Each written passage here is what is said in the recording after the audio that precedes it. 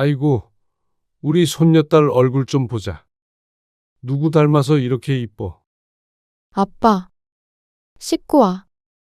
어? 손 씻었어? 아니, 샤워하고 오라고. 일하고 왔으니까 땀도 났을 거 아니야. 기름 냄새도 좀 나고. 아, 그래? 그렇지. 얼른 씻고 올게.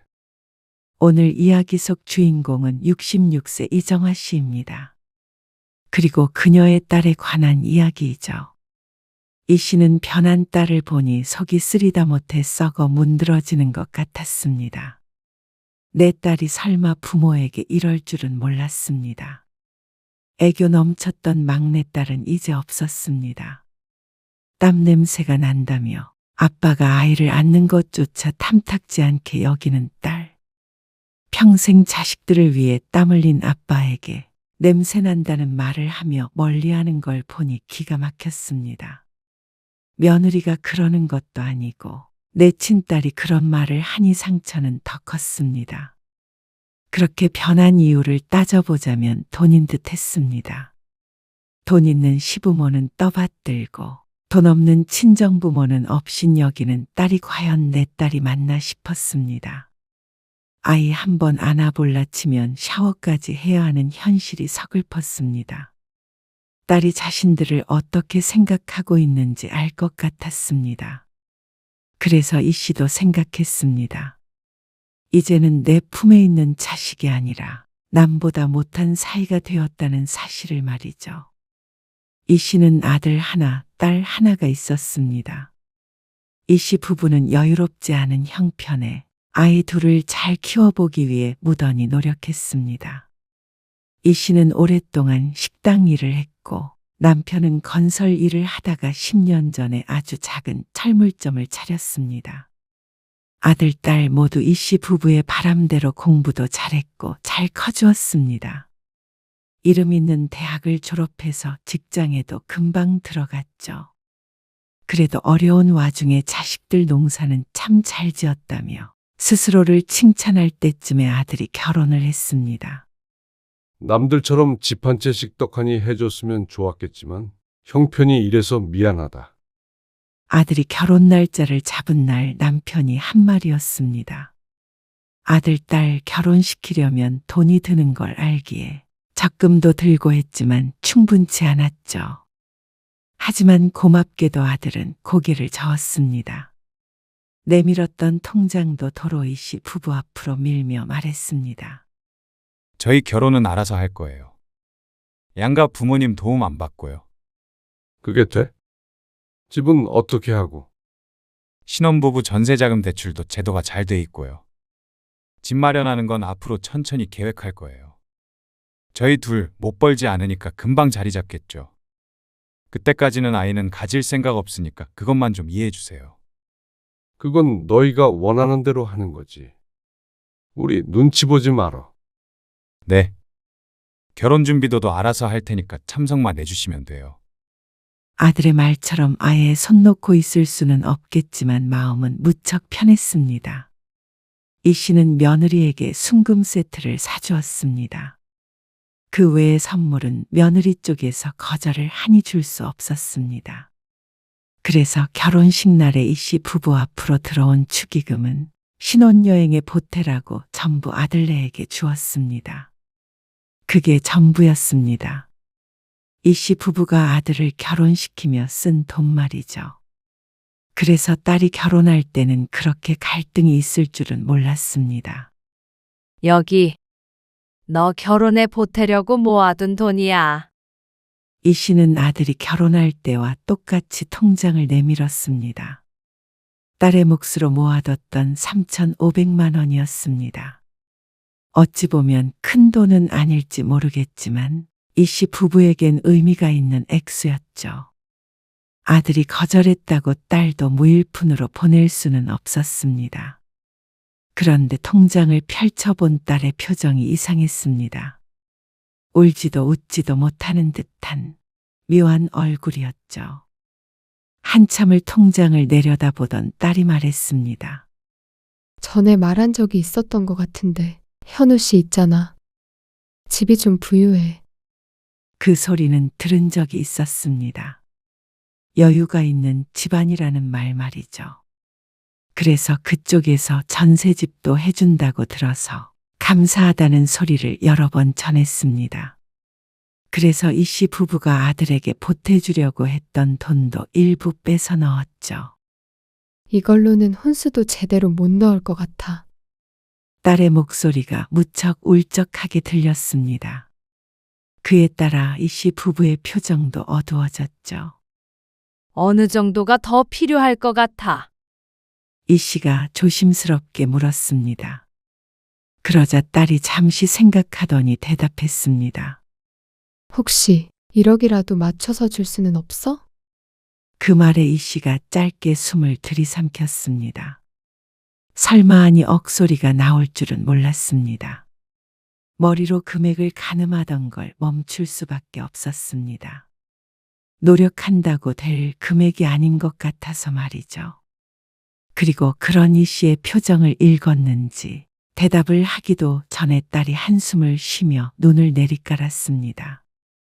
나도 결혼하면서 기죽기 싫어서 그래. 혹시 그쪽에서 뭐라고 해? 아니야. 그런 경우 없는 분들 아니셔. 그런데 왜 기가 죽어? 누가 봐도 기우는 결혼인데 기죽지. 그 말에 이 씨의 가슴이 조각나는 듯 아팠습니다. 어떤 부모가 딸이 집에 돈이 없어 기죽는다는데 웃을 수 있을까요? 그런데 옆에서 잠자코 듣고 있던 남편이 말했습니다. 1,000만 원 정도는 어떻게든 더 마련을 해보마. 여보, 기름때 묻은 남편의 족기가 보였습니다. 남편이 얼마나 고생을 하며 살아왔는지, 그래서 어떻게 마련한 돈인지 누구보다도 잘 아는 이 씨이기에 남편의 말에 무게를 이해했습니다. 그런데 이해할 수 있는 건 이 씨뿐이었는지 딸의 표정이 그나마 조금 펴졌습니다. 하지만 그렇다고 구겨진 표정이 어디 가는 것은 아니었죠. 그렇게 딸에게 4,500만 원이 든 통장을 주게 되었습니다. 그 중에 500만 원은 아들이 여동생 결혼하는데 보태고 싶다며 이 씨에게 전해준 것이었습니다. 아마도 이런 이야기가 오간 사정을 눈치챈 모양이었죠. 그런데 그게 끝이 아니었습니다. 결혼 준비를 하는 과정에서 이 씨는 딸에게 원망을 들어야 했습니다. 남들은 사위한테 차도 사주고 그래. 나도 이번에 시어머니한테 명품백 받았고 차까지는 아니더라도 뭐라도 해줘. 나 진짜 쪽팔려. 딸의 입에서 나온 비속어에 이 씨 부부는 크게 놀랐습니다. 설마 하니 돈 때문에 부모가 창피하다고 생각할 줄은 몰랐습니다. 이 씨 부부도 그렇게 되지 않기 위해 많이 노력한 것인데 말이죠. 그러면서 아들과 딸 사이에도 논쟁이 오갔습니다. 그리고 딸이 원하는 대로 마음껏 해주지 못하는 부모의 심정은 처참했습니다. 딸이 무력이 있다고는 생각하지 않았습니다. 그랬다면 학창시절에 진작 이 씨의 속을 썩혔어야 했는데 그러지 않았죠. 하지만 사위와 결혼을 결심하며 양가의 차이를 느낀 듯 했습니다. 그래서 자신의 처지가 비참하게 느껴졌는지 어쨌는지 이 씨 부부에게 공격적으로 대할 때가 종종 있었습니다. 그럴 때마다 이 씨 부부는 상처를 입었습니다. 자식이 주는 상처는 어떤 상처보다도 치유가 힘들었죠. 하지만 그런 딸의 속은 오죽할까 싶었습니다. 부모를 원망해야 하는 딸의 심정을 먼저 이해하려고 노력했습니다. 하지만 결혼을 하고 난 뒤 딸은 조금 변한 것 같았습니다. 전에는 느껴지지 않았던 거리감이 확연했습니다. 이번 주말에 잠깐 들릴 수 있어? 너희 주려고 김치 따로 담아놨는데 안 본 지도 오래됐고 아버지도 한번 보고 싶다고 그러시네. 밥 한 끼만 먹고 가. 딸이 결혼한 지 2달이 지났는데 얼굴을 한 번도 보질 못했습니다. 그래서 이 씨가 전화를 걸었습니다. 차 타고 30분도 안 걸리는 곳이기 때문에 한번 들렀으면 했습니다. 하지만 돌아오는 대답은 실망스러웠습니다. 어쩌지? 주말에 시부모님 모시고 어디 좀 가기로 해서? 아, 이번 주에도? 요즘에 시아버지가 한가해지셔서 가족 여행 가. 그래, 알았어. 어쩔 수 없지. 너희 시간 될 때 한번 들러. 알았어. 이만 끊을게. 이번 주에도 가느냐 물어본 이유가 있었습니다. 사실 지난주에도 그렇고 지난달에도 그렇고 비슷한 통화를 한 적이 있었기 때문이었습니다. 딸 얼굴 한번 보고 싶어 물어보면 돌아오는 대답은 늘 같았습니다. 시집 식구들과 뭘 하기로 했다. 어딜 가기로 했다. 그 말에 이 씨는 조금 섭섭했습니다. 하루 정도는 친정 부모에게 할애할 때도 되지 않았나 하는 생각이 들었습니다. 얼마나 불편하겠어. 소영이도 가고 싶겠어. 시부모한테 잘하는 걸로 서운해하면 안 돼. 소영이가 그 집에서 사랑받으면 좋은 거 아니겠어? 남편의 말에 이 씨는 잠시 반성했습니다. 남편의 말대로 딸이 시집에서 사랑받기 위해 노력하고 있구나 생각하면 오히려 안쓰러웠습니다. 그래서 그 뒤로는 딸이 매번 시집 행사만 참석하고 이 씨 부부를 등한시 하더라도 섭섭한 티를 내지 않았습니다. 그러면 딸이 중간에서 마음이 불편할 게 뻔했기 때문이었습니다. 그러다가 딸이 아이를 낳으며 다시 가까워지는 계기가 되었습니다. 맞벌이를 하는 탓에 육아를 도와줄 사람이 필요했으니 말이죠. 우리 어머님은 그런 거 잘 못하셔. 좀 우아한 타입이야. 그래서 그냥 사람 쓰라고는 하시는데 첫 애를 남의 손에 키우고 싶지 않아. 엄마가 좀 도와줘. 나도 최대한 일 줄이려고 노력할 거거든. 그래서 보조 역할을 해주었으면 한다는 말이었습니다. 아이가 어릴 때는 직장에 있는 시간 동안 봐줄 사람이 필요하니 말이죠. 오늘 아윤이 분유도 잘 먹고 잘 놀았어. 열은 안 났고. 열 안 났어. 아침에 바르라고 했던 연고도 발라줬으니까 걱정 마. 고마워. 아빠가 데리러 온대. 응, 금방 오신대. 이만 나가볼게. 조심히 가. 딸이 퇴근하면 그제서야 이 씨도 남편의 차를 타고 집으로 돌아갔습니다. 딸이 아이를 안아들었고 이 씨는 신발을 신고 집을 나섰습니다. 아파트 주차장에 남편의 차가 서 있었습니다. 소영이 왔어? 벌써 도착해 있었어요. 아까 한 20분 전에. 그러면 들어오지. 그럴 걸 그랬네. 애기 얼굴도 한번 보고 말이야. 근데 소영이는 아버지 들어오란 소리도 안 하네. 아이고, 근데 퇴근해서 피곤할 텐데. 부모가 들어와 있으면 맘대로 쉬지도 못할 거 아니야. 다음에 보지 뭐. 그런데 남편이 딸이 피곤할 것을 이유로 들었지만 사실 들어오지 않으려는 이유가 있었습니다. 복장도 이래가지고. 남편도 가게 문을 닫고 바로 오는 길이라 옷이 깔끔하지 못했습니다. 철물점을 운영하면서 아무래도 이런저런 기구들을 만지고 고치고 하다 보니 기름 냄새도 좀 났습니다. 깔끔한 성격이라 지저분한 모습은 아니었지만 남편이 느끼기엔 적절하지 못한 복장이라고 생각하는 듯 했습니다. 그리고 아마 딸도 그런 생각을 가지고 있는 것 같았죠. 아이고, 우리 손녀딸 얼굴 좀 보자. 누구 닮아서 이렇게 이뻐? 그러던 어느 날 딸이 아이를 데리고 이 씨의 집에 와 있었습니다. 잠시 맡기고 모임에 다녀온다고 온 것이었죠. 집에 손녀가 와 있다는 말에 이 씨의 남편이 조금 일찍 퇴근해서 집에 돌아왔습니다. 그래서 손을 씻고는 아이를 건네받기 위해서 두 팔을 벌렸습니다. 이 씨가 아이를 안고 있었는데 남편의 손에 넘겨주려던 찰나의 그 사이로 팔이 쑥 들어왔습니다. 딸이었습니다. 아빠, 씻고 와. 어? 손 씻었어? 아니, 샤워하고 오라고요. 냄새 나잖아. 아, 그래? 그렇지. 얼른 씻고 올게. 남편이 민망해하며 안방으로 들어갔습니다. 일하고 왔으니까 땀도 났을 거 아니야. 기름 냄새도 좀 나고. 그러면서 어깨를 으쓱하는데 이 씨는 머릿속이 복잡했습니다. 마지막 말을 남편이 못 들어서 어쩌면 다행이라고 생각했습니다. 남편이 금세 씻고 나왔습니다. 아윤이 잘 있었어.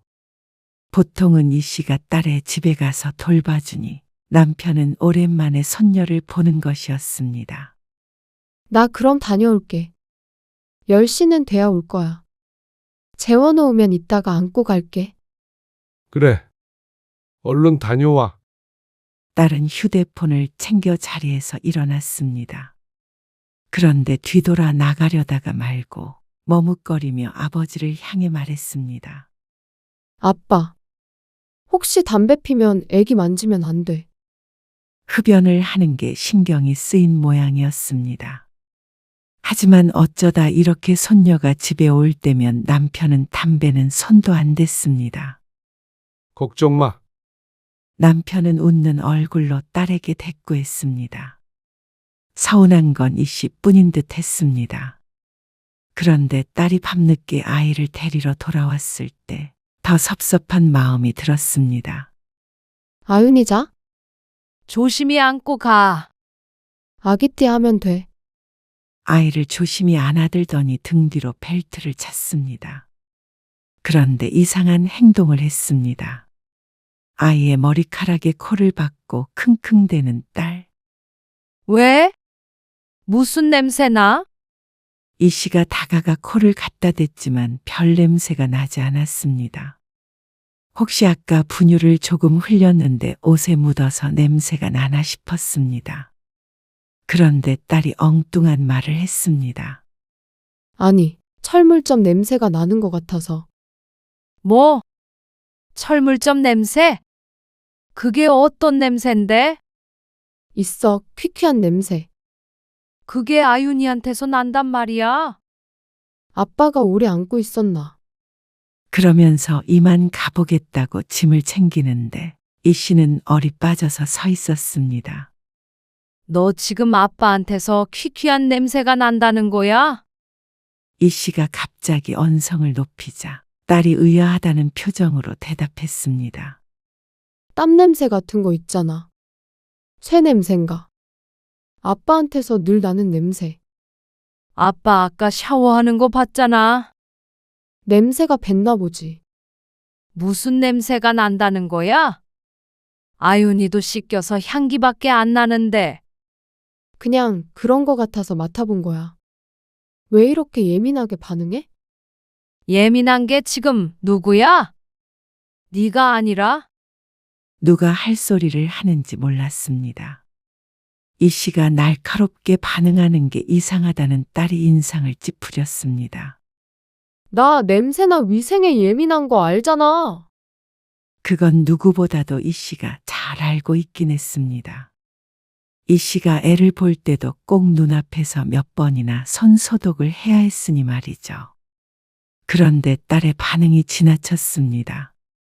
그리고 부모에 대한 예의도 배려도 없었습니다. 그런데 반대로 부모가 예민하다는 딸. 너 아빠한테 그러면 안 되는 거야. 내가 뭘? 그런 말 하지 마. 그게 무슨 예의니? 그런데 시간이 가면 갈수록 정도가 심해졌습니다. 그날의 일은 별것도 아니었습니다.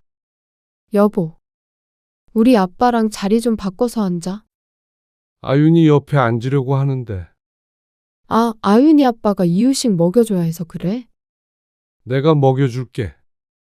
이거 먹이면 돼. 명절에 딸과 사위가 방문했습니다.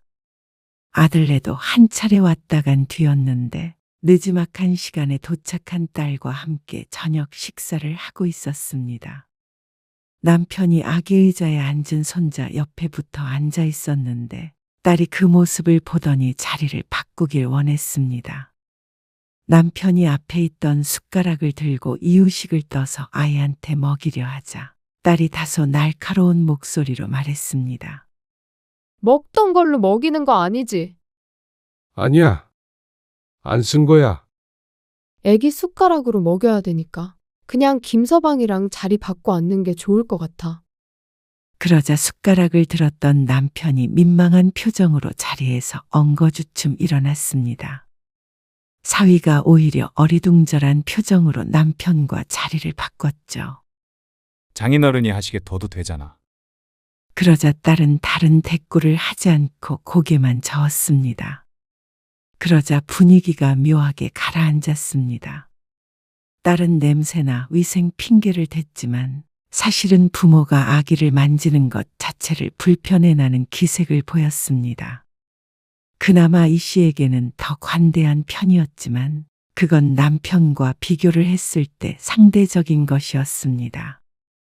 과연 자신의 시부모에게도 이런 반응을 보일까 생각하면 그럴 리 없다는 걸 이 씨는 점점 깨달아갔습니다. 너 아까 아빠한테 왜 그랬어? 내가 뭘. 그리고 엄마 아빠 적어도 김서방이 집에 올 때는 옷에 좀 더 신경을 써줘? 전에 우리 시어머니 못 봤어? 그리고 딸이 부모에 대한 애정보다도 창피함이나 꺼리는 감정이 더 크다는 사실도 말이죠. 이 씨가 했던 말을 떠올렸는지 딸이 이 씨를 힐끔 쳐다보았습니다. 하지만 그것이 다였습니다. 어쩐지 자식에게 무시를 당하고 있다는 생각을 지울 수가 없었습니다. 착잡한 기분이 들었는데 남편의 표정을 보니 그 속을 가늠하기가 힘들었습니다. 적어도 이 씨보다 더 비참한 기분일 것 같았습니다. 그동안 딸이 냄새가 어쩌고 저쩌고 했던 것을 직접 들은 게 여러 번이니 말이죠. 사실인데 뭐. 일하고 오면 땀 냄새도 나고 기름 냄새도 나고 그렇지 뭐. 그런 냄새 안 난다니까 그러네. 그리고 회사 다니는 사람도 더운 날에는 땀 냄새 나요. 그런다고 그렇게 피하는 소영이가 잘못된 거지. 그냥 아무 말 말어. 괜히 애 맘 불편하게. 당신이 그러니까. 명절이 끝나고 이 씨는 남편과 조금 다투었습니다. 이 씨는 남편이 답답했습니다. 아무리 딸을 위한다고 하지만 이러는 게 딸을 위하는 일이라고 생각하지 않았습니다. 이 씨도 늘 딸이 애틋하고 사랑하는 마음이 있었지만 그래도 남편이 이런 취급을 받는 것은 용납이 안 되었습니다. 자꾸 냄새 난다고 그러니까 애는 다른 사람한테 맡겨라. 그래서 며칠 뒤에 이 씨가 딸에게 말했습니다. 남편은 괜찮다고 해도 이 씨의 마음이 그게 아니었습니다. 그런 소리를 들으면서도 손주를 봐주는 것이 심적으로 힘들었습니다. 그러자 딸이 그제서야 그런 뜻이 아니었다며 반성하는 듯 한 태도를 보였습니다. 내가 설마 아빠한테 상처 주고 싶어서 그랬겠어? 그냥 일하고 육아랑 병행하느라 지치고 힘드니까 예민해져서 그런 것 같아. 애기 생각하는 건 알겠는데. 아빠도 너 못지않게 신경 써. 집에서도 너 그러고 난 뒤로는 꼭 샤워하고 애 안으려고 하고. 그러니까 아빠 앞에서 다시는 그러지 마. 알았어. 고개를 숙이는 딸의 모습을 보니 다시 안쓰러운 마음이 드는 건 어쩔 수 없었습니다. 다시는 그러지 않겠다고 한희희 씨도 마음을 풀었습니다. 그리고 그 뒤로는 딸은 그러지 않았습니다. 사실 이 씨 부부도 더욱 조심한 면도 있었습니다. 괜히 갈등을 만드는 것이 싫었기 때문이었습니다. 그러다 손주의 돌이 되었을 때였습니다. 양가 식구들만 모여서 간단하게 밥 먹고 끝내려고. 다른 사람들은 안 부르고. 그래. 그것도 괜찮지. 소규모로 진행하겠다는 돌잔치 준비가 순조로워 보였습니다. 뭐 도와줄 거 없어? 아니 시댁에서 파티룸 예약도 해주시고 했어. 딸은 이 씨 부부의 도움은 필요 없어 보였습니다. 그런데 손주의 돌인데 아무것도 준비를 안 할 수는 없었습니다. 돌잔치를 준비하는데 보태기보다도 손주 선물에 더 신경을 쓰기로 했습니다. 금은방에서 순금 반지 하나와 팔찌를 맞춰 준비했습니다. 하지만 나름대로 신경 써서 고른 것이었는데 돌잔치 당일이 되었을 때는 그 선물이 어찌나 초라해 보이던지 이거는 우리 시어머니가 주신 거고, 이건 시아버지. 그리고 이건 시집 식구들이 준 선물이라며 딸이 테이블 앞에 서서 한참을 자랑했습니다. 안사돈 혼자 준비한 선물만 하더라도 무척 화려했습니다. 200 가지고는 되지도 않을 것 같았습니다. 선물은 정성이라고 생각하고 살았는데 이 씨도 사람이기에 주눅이 들 수밖에 없었습니다.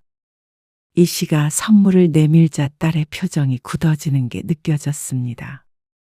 작은 상자에 들어있는 반지와 팔찌가 딸이 보기에도 초라한 듯 했습니다. 그러자 결혼할 때 딸이 쪽팔리다고 했던 말이 떠올랐습니다. 그러니 점점 더 작아지는 듯한 기분이 들었습니다. 안녕하세요. 오랜만에 뵙네요. 아, 예. 안녕하세요. 사부인? 아윤이 돌봐주셔서 감사해요. 아니에요. 제가 더 감사해요. 저희 소영이 예쁘게 봐주셔서요. 우리 며느리는 흠잡을 데 없죠. 저희한테 너무 잘하고요. 안사돈의 말에 이 씨는 웃었습니다.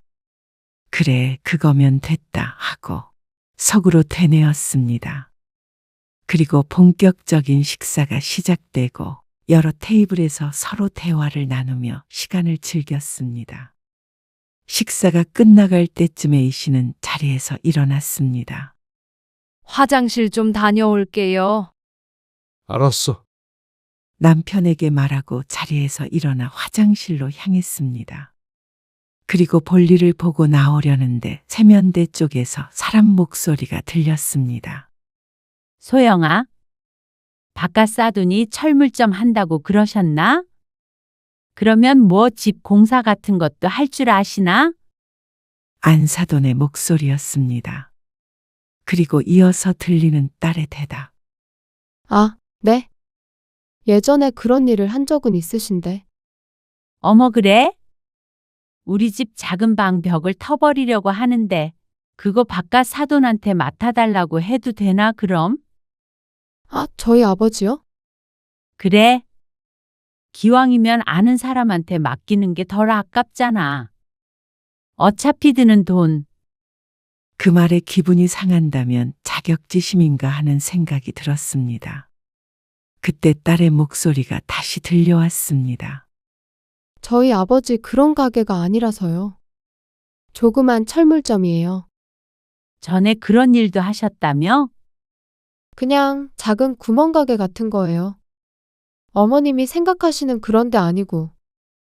어머. 구멍가게? 그렇게 작아? 철물점들은 다 크던데. 네, 목 같은 거 팔고요. 아, 그래? 그러면 그런 용품 살 때는 사돈네 가게로 갈까? 아니요. 보여드리기 창피한 정도예요. 그러면서 더 깨끗하고 전문적인 곳으로 가시라고 말하며 웃는 딸. 딸의 답변에 안사돈이 어머 하는 소리가 들렸습니다. 사돈이 듣기에도 과하게 낮추는 말이 이 씨의 귀에는 더 거북하게 들렸습니다. 아니, 가슴에 대못이 박혔습니다. 엿들을 생각은 없었지만 딸과 안사돈이 화장실을 나갈 때까지도 이 씨는 문고리만 붙들고 서 있었습니다. 석상처럼 굳은 채로 말이죠. 그리고 홀 안으로 돌아갔는데 머릿속은 멍했습니다. 아무리 부모가 창피하다고 해도, 아무리 내세울 것 없는 부모라고 해도 시부모 앞에서 그렇게 부모를 깎아내릴 줄은 몰랐습니다. 남이 그래도 화를 내야 했을 딸이 말이죠. 그렇게 하면 꼭 시부모에게 이쁨이라도 받을 수 있다는 것 같은 딸의 태도에 이 씨는 큰 상처를 입고 말았습니다. 이 상처는 어떤 것으로도 되돌릴 수 없을 것 같았습니다. 남편은 아무것도 모르고 좋다고 손주의 재롱을 보고 있었습니다. 멀리서 보자 딸이 안고 있던 아이를 향해 남편이 손을 내밀었습니다.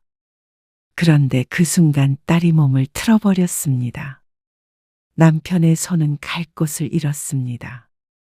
이전에도 본 적이 있던 장면이었습니다. 이 씨의 이성이 끊기는 소리가 들리는 듯한 착각이 들었습니다. 박소영, 엄마, 그동안 못난 부모와 어떻게 살았니? 그리고 왜 애를 못 안게 해? 무슨 냄새라도 나니? 기름 냄새? 땀 냄새? 쇠 냄새? 뭐가 됐던 간에 너는 그 냄새 덕에 공부했고 대학도 나왔어. 그렇게 살 수 있는 것도 다 너 혼자 잘나서 그런 거 같니? 갑자기 그게 무슨 말이야, 엄마. 딸이 주변 눈치를 보면서 말했습니다. 그렇게 우리가 창피하면 너도 그 집 딸 시켜달라고 해. 엄마, 왜 이래? 널 잘못 키운 내 탓이지. 부모가 쪽팔리고 냄새도 난다는 딸은 나도 필요 없어. 그제서야 딸이 입을 다물었습니다. 김서방, 네, 장모님. 내가 소영이 결혼할 때 4,500만 원을 줬거든. 사실 더 주고 싶었는데 형편이 안 됐어. 근데 앞으로 우리도 자식 하나는 없는 채로 노후를 살아가야 하니까 그 돈 돌려받아야겠는데. 김서방은 줄 능력이 있지? 엄마? 돌반지도 팔지도 있으나 마나 한 것 같으니까 도로 가져가마. 왜 이렇게 날 창피하게 해? 글쎄, 이런 부모라 미안하다. 하지만 이것만은 알아도 부모를 업신여기는 딸은 우리도 부끄러워. 앞으로는 보지 말고 살자. 이제는 손주고 뭐고 봐줄 생각도 없었습니다. 남편은 어쩐지 말이 없었습니다. 이 씨를 말릴 만도 한데 말이죠. 남편도 정확한 사정은 알지 못해도 이 씨가 이러는 이유를 짐작하고도 남을 것이었습니다. 남편 때문에 아무 말 않고 지냈지만 이 씨도 더 이상은 참을 수가 없었습니다. 다른 사람도 아니고 자식에게 이런 취급을 당하면서 살아갈 이유를 알 수 없었습니다. 일이 있어 이 자리에 참석을 하지는 못했지만 이 씨는 아들도 있었습니다. 자식은 하나라고 생각하고 살아가면 그만이었습니다. 그리고 그런 딸을 위해서 희생할 마음은 없었습니다. 딸에게 주었던 모든 것들은 이 씨 부부의 전부나 마찬가지였습니다. 무얼 주어도 아깝지 않았던 것은 딸이 이 씨 부부의 자식이었기 때문이었습니다. 하지만 내 딸이 아니라면 무엇을 주어도 아까웠습니다. 이 씨 부부는 곧장 자리를 떴습니다. 그중 아무도 이 씨를 붙잡지 못했습니다. 그리고 며칠 뒤에 이 씨의 통장에 4,500만 원이 찍혔습니다. 사위의 이름으로 보내온 돈이었습니다. 이 씨는 이것이 딸과의 마지막이라고 생각했습니다. 남편은 그 돈을 꼭 받아야 했냐고 말했지만 이 씨의 생각은 달랐습니다. 이 씨 부부에게는 무척 큰 돈이었고 딸에게는 의미가 전혀 없는 돈이었습니다. 주고도 부모 대접을 못 받을 바에는 안 주는 게 나았습니다. 그 뒤로 딸에게서는 연락이 오지 않았습니다. 당장 손주를 돌보는 것을 어떻게 하는지 이 씨는 궁금해하지 않았습니다. 아이 하나 스스로 못 보지는 않을 것이었습니다. 애가 어느 정도 크기도 했고 말이죠. 지나간 시간들을 되돌릴 수만 있다면 아이를 봐줬던 시간들도 없던 일로 하고 싶었습니다. 고마워할 줄 모르는 딸에게는 과분한 일이었습니다.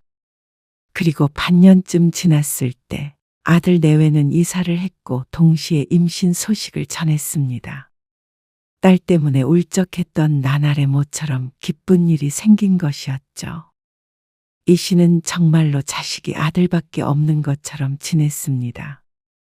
그러던 어느 날 딸에게서 갑작스러운 연락이 왔습니다. 오빠 애 봐주면서 지내는 거야?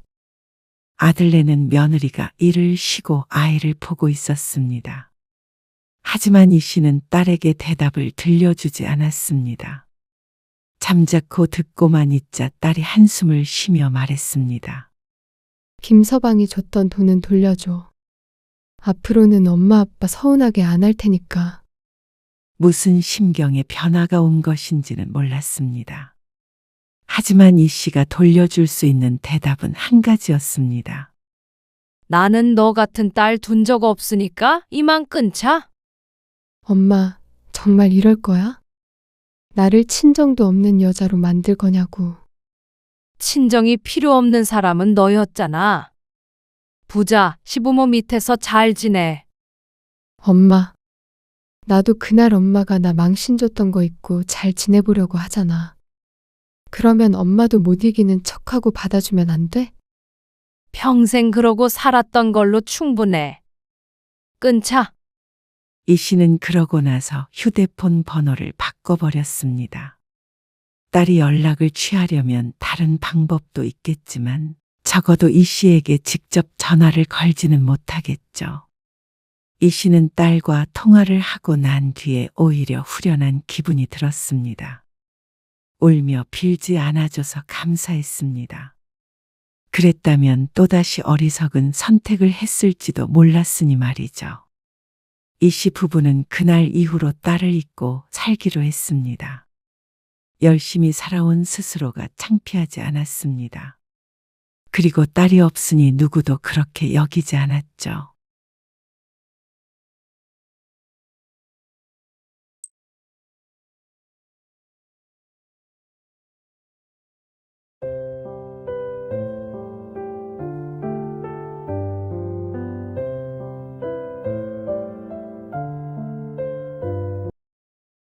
혹시 리모컨 못 봤어?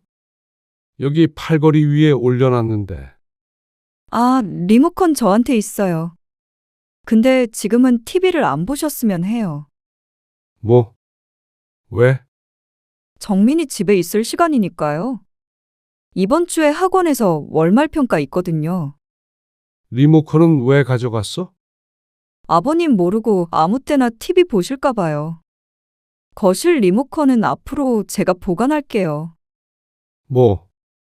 아니, TV 소리보다 지금 말소리가 더 크겠다. 크게 듣지도 않는데 왜 그러는 거야? 정민이가 소리에 민감하단 말이에요. 이리 줘. 이 정도 소리에 공부 못하면 차라리 귀마개를 하라고 그래. 아버님, 이리 못 줘. 오늘 이야기 속 주인공은 68세 공만석 씨입니다. 그리고 그의 아들과 며느리에 관한 이야기이죠. 공 씨는 이럴 줄 알았더라면 결코 아들 내외와 함께 살지 않았을 것입니다. 아들 며느리가 어떤 상황에 있던지 간에 외면했을 것이었죠. 집에 들어올 때는 온갖 가머니설로 꼬드기더니 같이 살게 되자 집주인 행세를 할 줄은 몰랐습니다.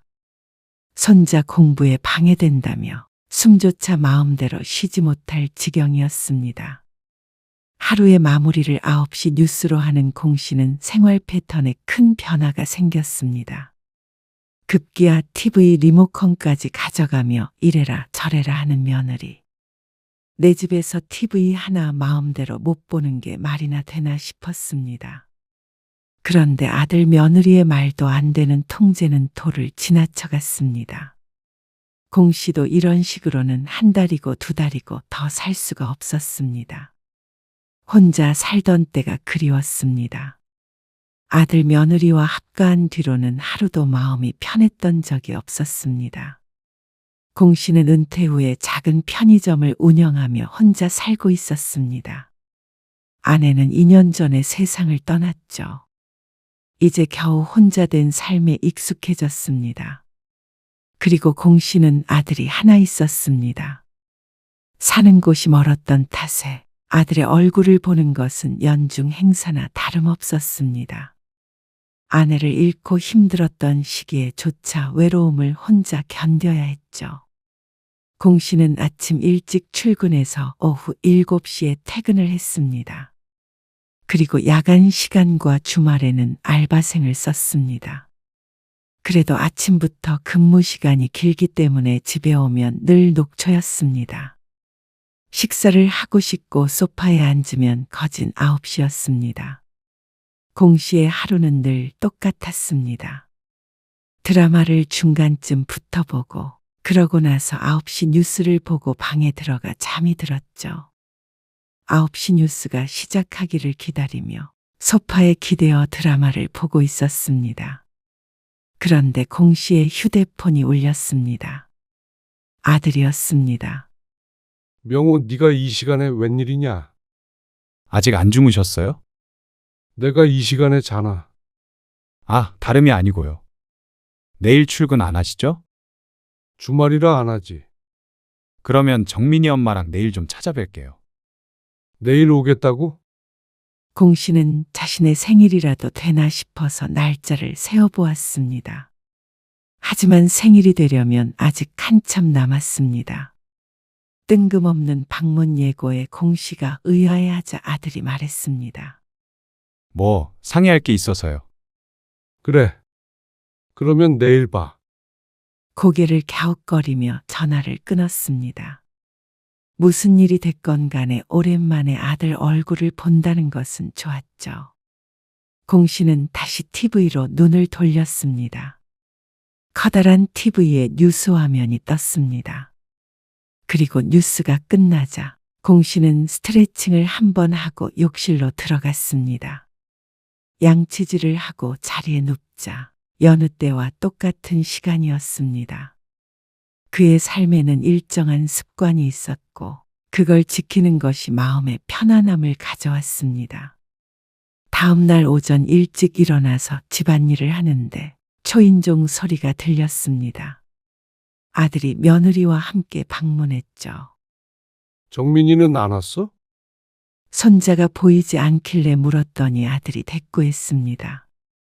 정민이는 학원 갔죠. 주말에도 학원을 가? 주말 특강 있죠. 거실 테이블에 차를 내오자 며느리가 먼저 입을 열었습니다. 다름이 아니고요. 아버님. 정민이 아빠가 이쪽으로 발령이 났어요. 이쪽? 우리 집 근처로 말이야. 아주 근처는 아닌데요. 왔다 갔다 할 수 있을 만한 거리예요. 그래? 그럼 명호만 오는 거야? 그건 좀 힘들죠. 가족끼리 떨어져 있는 것도 그렇고요. 그러면 다 같이 온다고? 제가 좀 알아보니까요. 정민이 진학은 이쪽이 더 나을 것 같더라고요. 공 씨는 며느리의 말을 듣고 그러려니 했습니다. 다 같이 가까운 곳으로 이사 오나 보다 생각했죠. 그런데 그것이 용건의 전부가 아니었습니다. 당장 전학을 시키려고 하는데 집을 여기서 살았으면 해서요. 저희 집은 처분하고요. 며느리의 말에 공 씨가 눈을 크게 떴습니다. 설마 하니 며느리가 이런 말을 할 줄은 몰랐습니다. 아무래도 서로 크게 불편할 테니 말이죠. 하지만 그렇게 해서 경제적으로 여유를 좀 누리겠다고 했습니다. 주거에 돈이 안 드니 그 돈으로 풍족하게 지내겠다고 말이죠. 그리고 공 씨도 그 덕을 보라는 듯이 이야기했습니다. 그건 고민을 좀 해봐야겠다. 함께 점심 식사를 하고 아들 내외를 돌려보냈는데 머릿속이 복잡했습니다.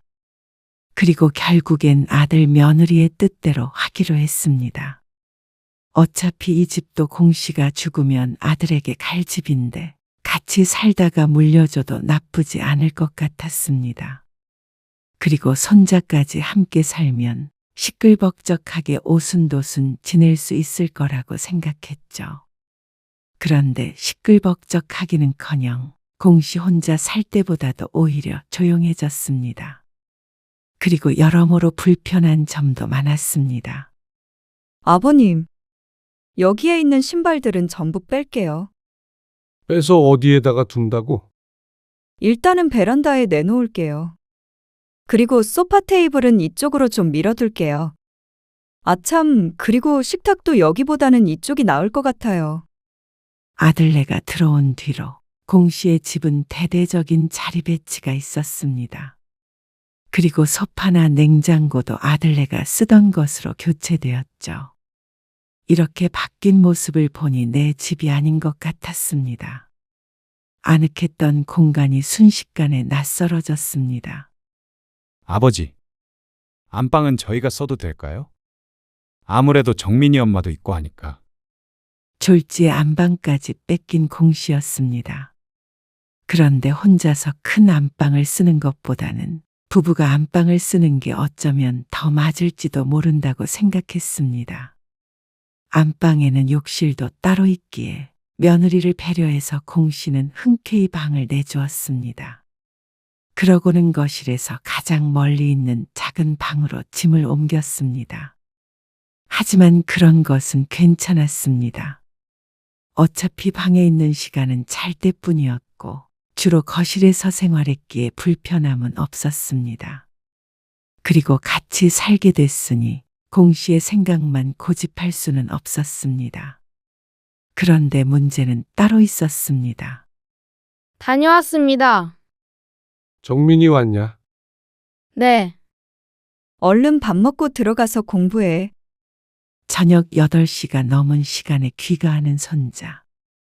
손자는 아직 초등학교 6학년이었습니다. 여러 학원에 다니느라 귀가 시간이 늦었습니다. 공 씨는 그런 손자를 안쓰럽게 생각하며 TV로 눈을 돌렸습니다. 드라마가 방영되고 있었습니다. 부엌에서 달그락거리는 소리가 나더니 멈췄습니다. 밥을 다 먹은 손자가 씻고 나오자 뉴스가 시작되었습니다. 얼른 들어가서 공부해. 네. 그렇게 10분 정도가 지났을까?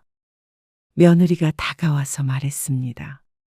아버님, TV 소리 좀 줄일게요. 며느리는 공 씨의 대답을 듣기도 전에 소파 팔걸이에 놓여있던 리모컨을 집어들고 음량을 줄였습니다.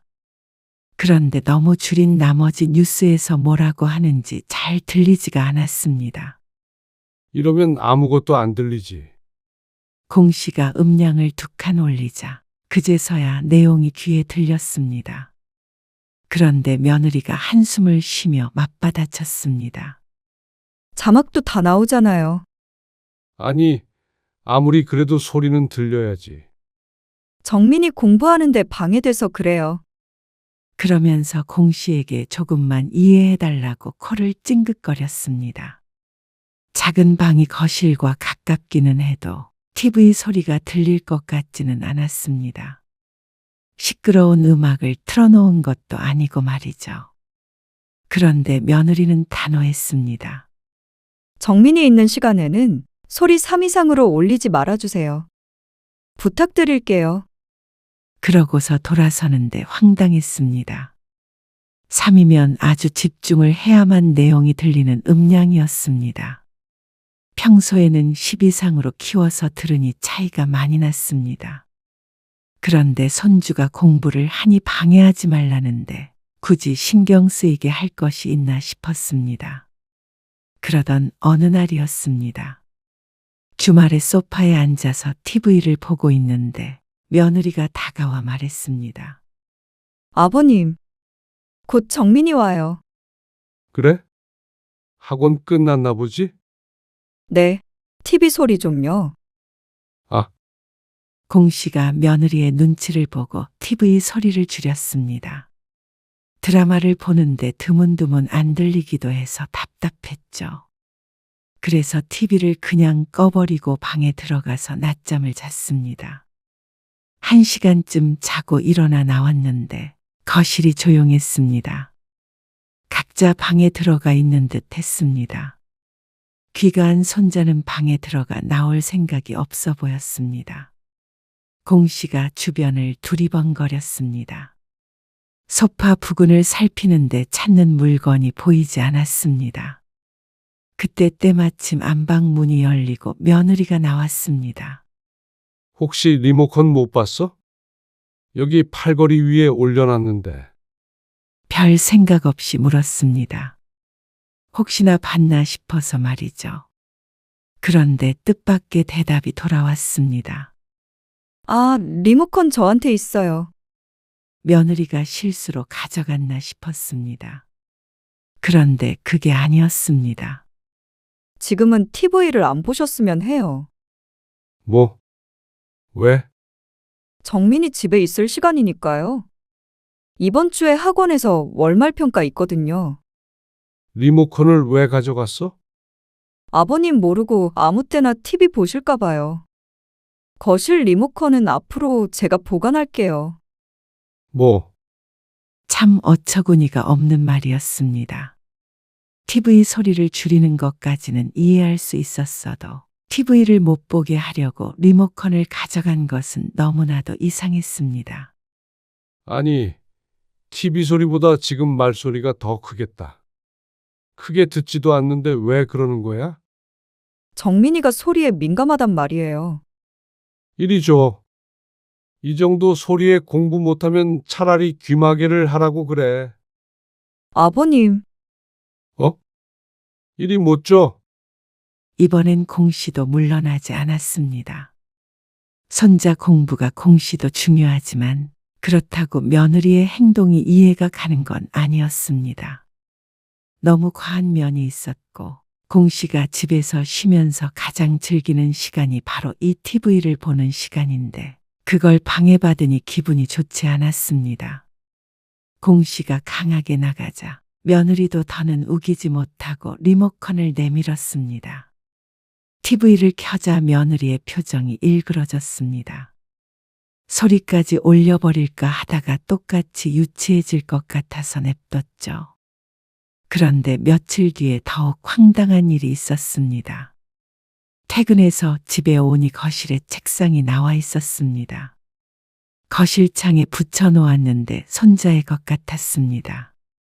이게 뭐야? 먼저 와 있는 아들에게 묻자 아들이 대꾸했습니다. 아, 이거 정민이 책상이에요. 이제부터 거실에서 공부한대요. 뭐? 거실에서? 네. 정민이 엄마가 어디서 봤는데 거실에서 공부하는 게 효율이 더 높다고 했대요. 생활소음도 좀 있고 하면 기억이 더 잘 난다나.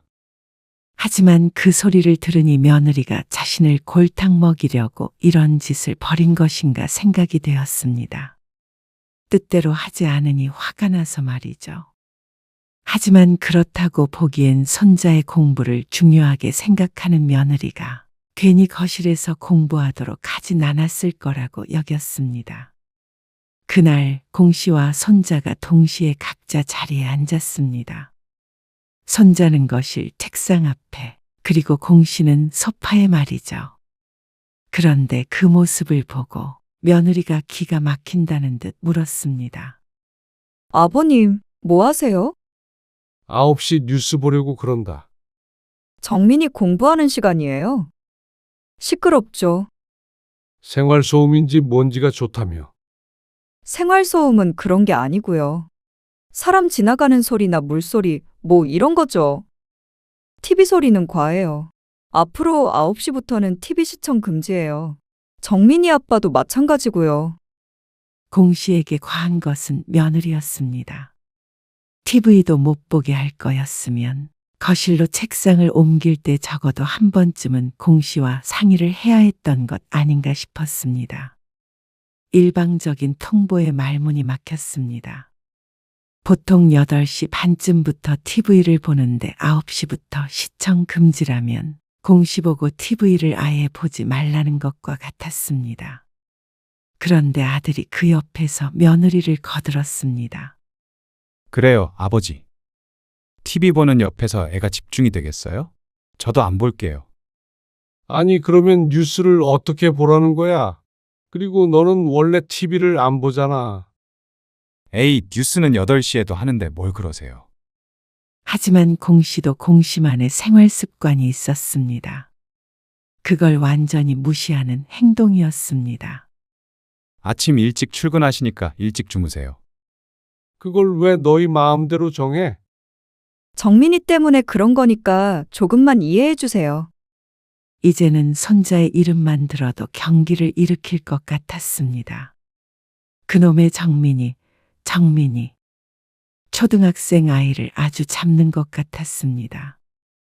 거기에 말이라도 보태면 자신의 양육 방식이 있네 어쨌네 해가며 한참을 설교하는 며느리. 같이 살면 살수록 공 씨는 며느리에게 질려갔습니다. 그러면 정민이 오면 거실에서 아무것도 하지 말라는 소리야. 아무것도 하지 마시라는 게 아니고요. TV는 좀 그렇다는 거죠. 그럴 거면 책상을 방 안에다 두는 게 맞지 않아? 거실이 혼자 쓰는 공간도 아니고 말이야. 이렇게 해야 공부 잘하고 있는지 제가 보기도 하고 그러죠. 요새는 이렇게 하는 집도 많아요. 전교 1등 공부법이래요. 방에서 공부하면 전교 1등 못한다 그래. 에이, 아버지. 정민이 위해서인데 TV 하나 포기 못하세요? 공 씨는 같이 살면서 아들네와 서로 맞춰가야 한다는 건 각오를 했었습니다. 하지만 이렇게까지 공 씨의 공간에서 공 씨를 밀어낼 줄은 몰랐습니다. 막무가내로 거실을 아이의 공부방처럼 만들어버리겠다는 말에 화가 안 날 수가 없었죠. 그럼 내 집에서 내 맘대로 TV도 보지 말라는 거야?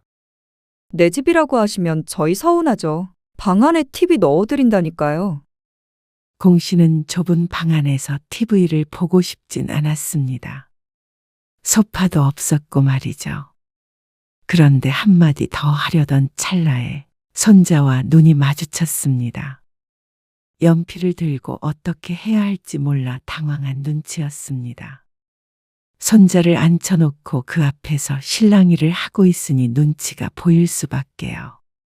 공 씨는 하려던 말을 삼켰습니다. 뱃속에서 올라오는 화를 눌러 삼켰죠. 일단은 나중에 다시 얘기하자. 공 씨는 아들네를 남겨두고 먼저 방으로 들어와 버렸습니다. 뉴스고 뭐고 제대로 보지도 못하고 하루를 마무리해야 했습니다. 다음 날 아침부터 공 씨와 아들 내외는 대면했습니다. 아들은 공 씨의 눈치를 보고 있는 것 같지만 며느리는 어쩐지 결연한 의지가 느껴졌죠. 자신의 뜻을 굽히지 않을 것 같았습니다. 그런데 그날 저녁, 퇴근해서 아들 내외와 대화를 나누려는데 가장 먼저 반기는 것은 웬 박스였습니다.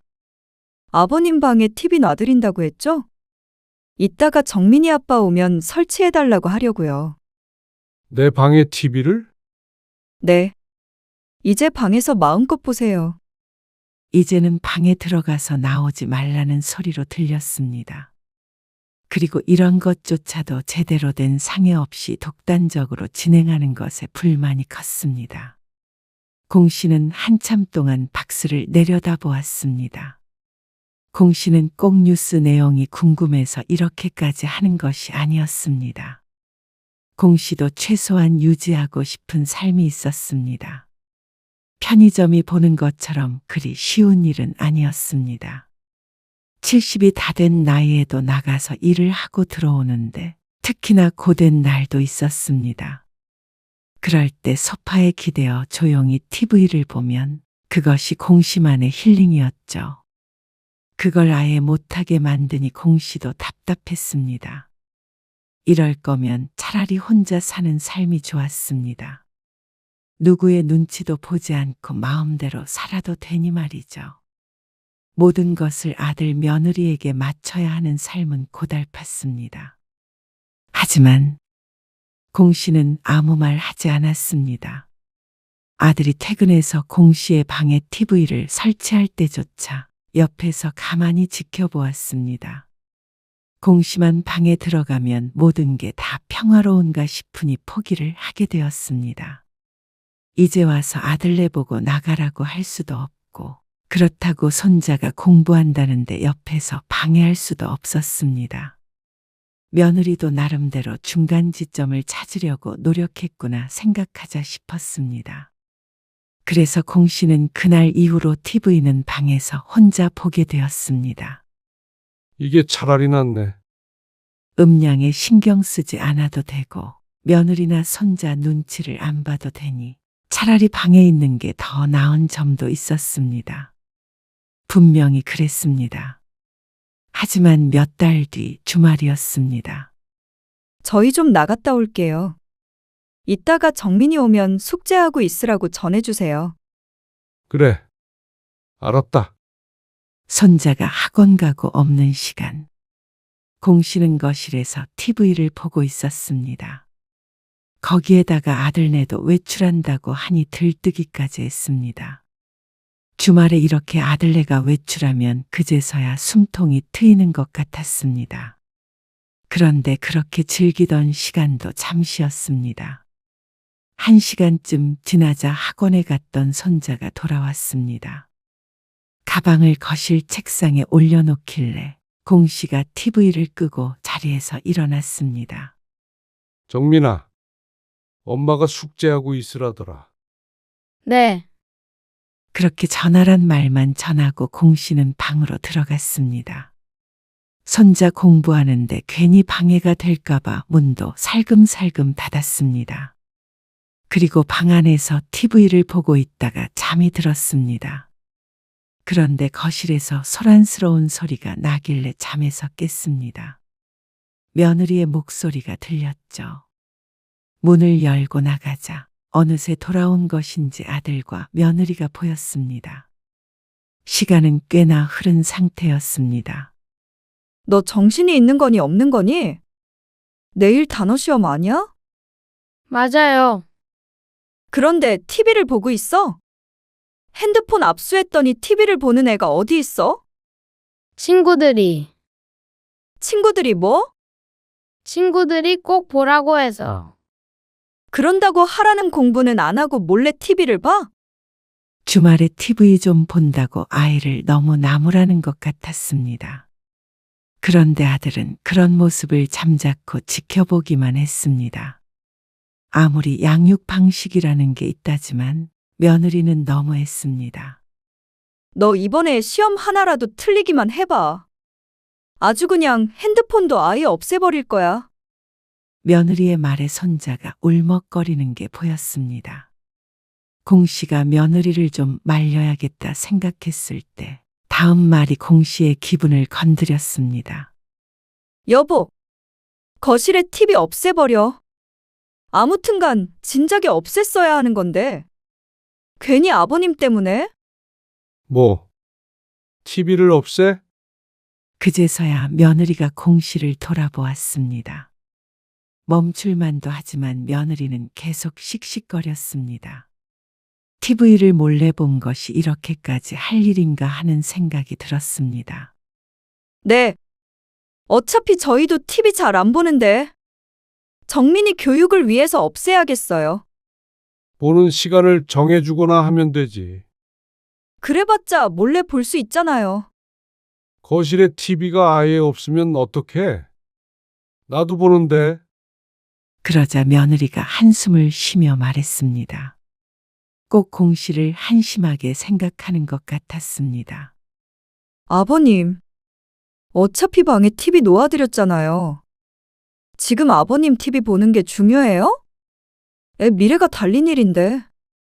그 말투에 공 씨도 기분이 상했습니다. 내일 TV 없앨게요. 정말 뭐가 다 이렇게 맘대로야?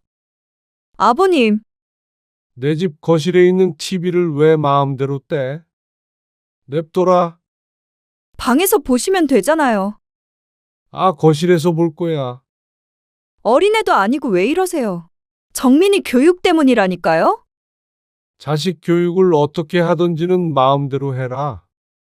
나도 내 방식대로 생활할 테니까. 공 씨는 그렇게 말하고 난 뒤에 곧장 TV를 틀었습니다. 아버님, 이러면 정민이가 엄마를 얼마나 우습게 보겠어요. 그런 건 모르겠고. 앞으로 내가 거실에서 TV 보는 거에 참견하지 말어. 그러자 며느리가 황당한 표정을 지었습니다. 정민이는 방에 들어가서 공부를 시키든 해. 그거에 대해선 충분히 설명드렸잖아요. 거실은 다 같이 쓰는 공간인데 애 공부방으로 만든 것 자체가 이기적인 거 아니냐? 아버님은 친손자 일인데도 이해 못 해주세요? 고작 TV 하나 때문에 이러시는 게 이해가 안 가요. 그리고 자꾸 내 집 하시는 것도 서운하고요.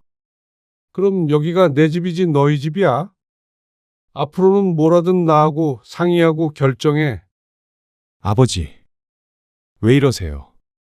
정민이 엄마 섭섭하게. 너는 네 처 섭섭한 것만 생각하고 애비는 신경도 안 쓰지? 왜 그런 말씀을 하세요? 앞으로는 나도 너희 배려 같은 거 안 하고 살 거야. 그리고 집에서 큰 소리 내지 말어. 공부가 어쩌고 저쩌고 하더니 지들이 제일 시끄러워. 공 씨가 TV 음량을 높이며 말했습니다. 애도 일찍 재워라. 그런다고 공부를 잘하냐? 키도 안 크겠다. 며느리가 기가 막히다는 듯이 헛웃음을 흘렸습니다. 공 씨는 못 들은 척하고 TV에 집중했습니다. 속이 다 시원했습니다. 진작에 이럴 걸 그랬다는 생각이 들었습니다. 배려를 해주면 그게 배려인 줄도 모르는 아들 내외가 괘씸했습니다. 그런 자식에게 공 씨도 굳이 희생을 할 필요를 못 느꼈죠. 그렇게 다음 날이 되어 출근을 했는데 발걸음이 가벼웠습니다. 오늘부터는 누가 뭐라고 그래도 공 씨의 일상을 되찾을 생각이었습니다. 그런데 퇴근하고 보이는 광경에 할 말을 잃었습니다. 거실에 TV가 걸려있던 자리가 휑했습니다. 턱이 빠질 듯한 공 씨를 보고는 며느리가 새침하게 말했습니다. 어제 말씀드린 대로 TV는 떼버렸어요. 이해하시죠? 공 씨는 아무런 대꾸를 하지 못했습니다. 어쩜 이런 경우가 다 있나 싶었습니다. 공 씨가 어떤 반응도 보이지 않자 며느리는 공 씨가 상황을 받아들였다고 생각하는 듯 했습니다. 뜻대로 된 것 같아서 뿌듯한 표정까지 지었습니다. 하지만 공 씨는 다른 생각을 하고 있었습니다. 다음 날 공 씨는 출근을 하지 않았습니다. 할 일이 있었죠. 화장대는 어디로 옮길까요? 안방에 있는 건 전부 이 작은 방으로 옮겨주세요. 그리고 욕실에 있는 것도 옮겨주시고요. 공 씨는 손가락으로 물건들을 일일이 가리키며 말했습니다. 손가락이 가리키는 물건들은 전부 아들과 며느리의 것이었습니다. 전부 손주의 방으로 옮겨졌습니다. 그리고 공 씨의 물건들은 다시 안방 안으로 들어갔죠. 아들 며느리가 퇴근해서 집에 돌아왔을 때 한바탕 난리가 났습니다. 며느리는 거의 비명을 질렀습니다. 이게 다 무슨 일이에요? 너희 짐 다 빼놨으니까 가지고 나가라. 뭐라고요? 2번 말해야 알아듣는 거야. 갑자기 그게 무슨 말씀이세요? 나도 불편하고 너희도 불편하니까 우리는 같이 살 이유가 없는 것 같다. 아니, 갑자기 이러는 법이 어디 있어요? 내 집에 얹혀 사는 걸 허락한 거지. 너희 맘대로 주인 행세하라고 한 적 없어. 아버님, 아버지, 너희 가져가기 좋게 내가 여기에다가 다 넣어놨으니까 그대로 들고 나가기만 하면 돼. 아들 며느리는 충격을 받은 듯 했습니다. 집 다시 사서 가면 되잖냐? 너희도 나 때문에 괜히 불편했을 텐데. 아니, 집 한 돈이 그대로 있겠어요? 전세로 가야 한다고요. 그게 그대로 있든 없든 너희 사정이고. 이제 내 집에서 나가줘라. 정말 이러실 거예요? 이거는 저희뿐만이 아니라 정민이한테도 못할 짓 하고 계신 거예요. 정민이한테 못할 짓 하고 있는 게 누군지 좀 더 생각해 보는 게 좋겠다. 뭐라고요? 이제 나도 자식이고 뭐고 맘 편히 내 삶 좀 되찾아보자. 아들 며느리가 화가 난 듯 따졌지만 공 씨는 마음을 바꾸지 않았습니다.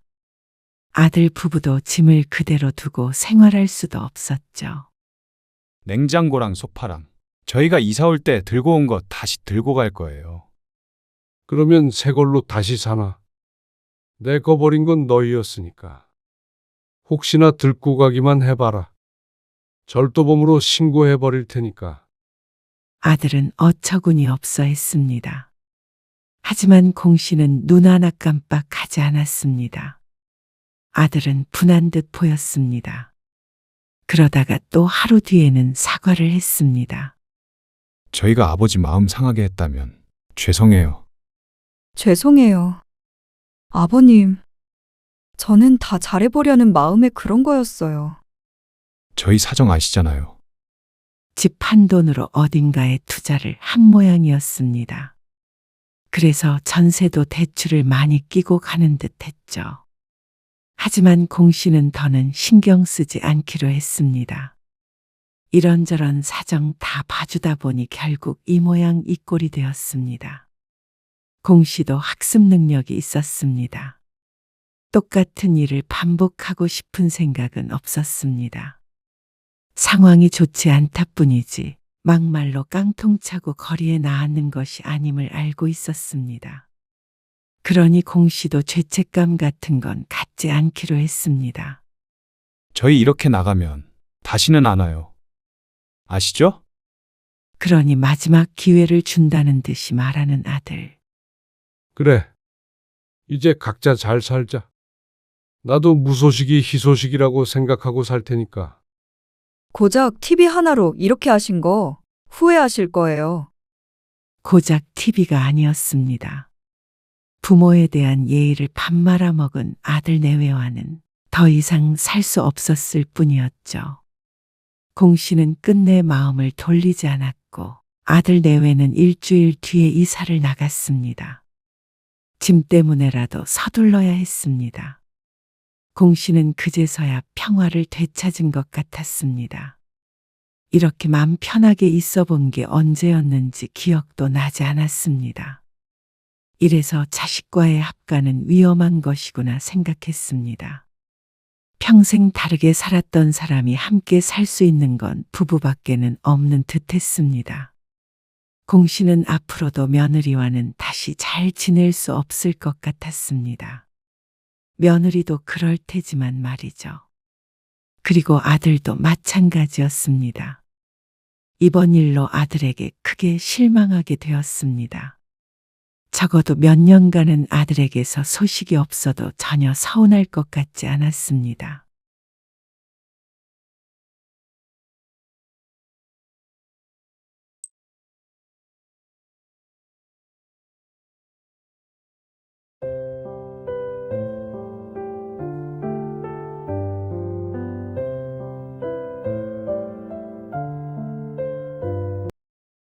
너희 가져갈 것 따로 올려뒀는데 다른 것도 가져갔니? 아, 저희 건 줄 알고요. 냉장고에 있던 음식도 없고. 별거 안 챙겼어요. 너희 트렁크 좀 보자. 트렁크를요? 아, 엄마. 무슨 트렁크까지 확인해요. 음식 좀 싸간 거 가지고. 아니, 음식이 싹 다 없어졌으니까 그렇지. 좀 챙겨갈 수도 있죠. 너희만 입이야? 가져가도 어느 정도 가져가야지. 그리고 음식 하지 말아라, 시집살이 시키지 말아라, 어쩌고 저쩌고 했으면서. 우리가 한 음식은 왜 가져가? 오늘 이야기 속 주인공은 67세 임순영 씨입니다. 그리고 그녀의 아들과 며느리에 관한 이야기이죠. 임 씨는 더는 명절에 아들 며느리를 부르지 않기로 결심했습니다. 사실 오래전에 이렇게 했어야 했습니다. 명절이면 당연히 아들 며느리 손자 모두 모이는 거라고 생각했지만 꼭 그럴 필요가 없었습니다. 원하지도 않는 자식들을 데려다가 서로 괴로운 일을 만드는 것이었습니다. 명절이나 시집이라면 치를 떠는 며느리. 집에 오는 게 귀찮고 아무 생각이 없는 아들. 와봤자 임씨의 속만 새카맣게 탔습니다. 시대가 변했다고 하나 어떻게 어른이 움직이는데 젊은 애들이 손에 물 한 방울 안 묻히고 차려주는 밥만 얻어먹으려 하는 것인지 몰랐습니다. 그래놓고는 얌체처럼 음식이란 음식은 모조리 차에 싣는 며느리. 하는 말이 더 가관이었습니다.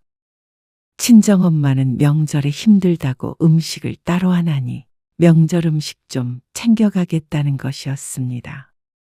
임씨 집에 있는 음식은 저절로 하늘에서 떨어지는 줄 아는 것인지 그 고생을 해서 만든 걸 뻔히 보며 아무것도 안 했던 며느리가 임씨의 딸에게 싸줄 갈비찜에까지 손을 대는 순간 임씨는 마음을 먹었습니다.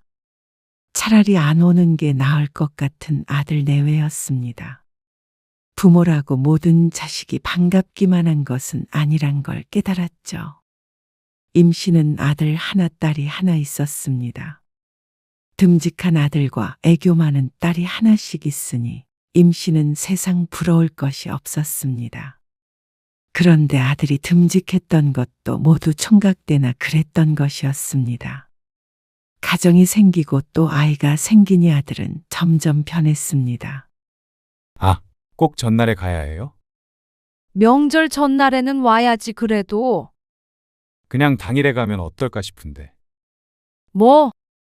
거리도 있는데 어떻게 그날 아침에 와? 차 막히려나. 새벽 엄청 일찍 출발해야 할 텐데. 그럴 거면 그냥 전날에 오는 게 낫지. 그리고 지연이도 친정에 가야 할 거 아니야. 그러면 여긴 몇 시간 있지도 못할 텐데. 아들이 결혼하고 얼마 되지 않았을 때였습니다. 첫 명절을 앞둔 어느 날 아들과 통화하는데 이런 말을 했습니다. 명절 당일 아침에 오고 싶다고 말이죠. 왜 그러는데? 무슨 일이 있어서 그래? 의아한 마음이 들어 묻자 아들이 머뭇거리며 말했습니다. 아무래도 지연이가 부담스러워할 것 같고 힘들 수도 있으니까. 말끝을 흐리는 아들의 목소리를 듣고 임씨는 조금 어이가 없었습니다. 자기 와이프가 힘들 것 같다고 당일에 오겠다는 것이었습니다. 둘이깨가 쏟아지는 것은 익히 알고 있었지만 이렇게 팔불출이 될 줄은 몰랐습니다. 그래도 차례도 지내고 하려면 미리 와야지. 아, 알겠어요. 지연이 고생 안 시키니까 걱정 말어. 웃긴다 너. 그런 뜻이 아니었어요. 지연이 그런 거 잘 못한단 말이에요. 집에서 곱게 커서. 곱게 큰 네 여동생도 다 잘해. 걔는 걔고요. 참나 끊어. 그날 보자. 대화를 이으면 이을수록 어이가 없었습니다. 그런데 첫 명절에 며느리가 왔을 때는 예기치 않은 상황을 마주해야 했습니다. 저희는 방에 들어가 있을게요. 뭐? 집에 도착하자마자 인사만 하고 방에 들어가 있겠다는 아들 내외.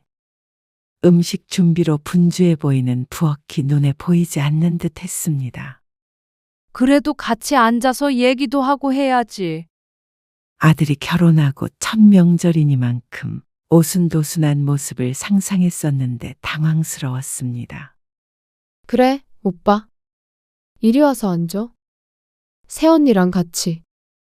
아직 결혼을 하지 않은 딸도 와 있었습니다. 그런데 뭐가 그렇게 불편한지 자꾸만 방으로 들어가려고 했습니다.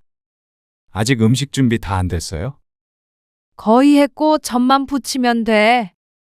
나머지는 내일 해야지.